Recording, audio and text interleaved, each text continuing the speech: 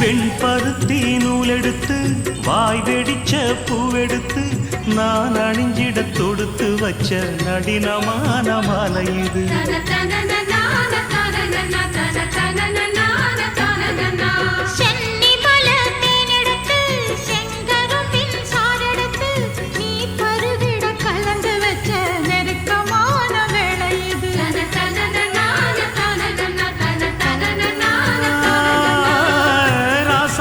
உடம்பிருக்கும் ரவிக்க துணி நானாக அன்னாடம் சூடி கொண்ட ஆசை வச்சாகாதா.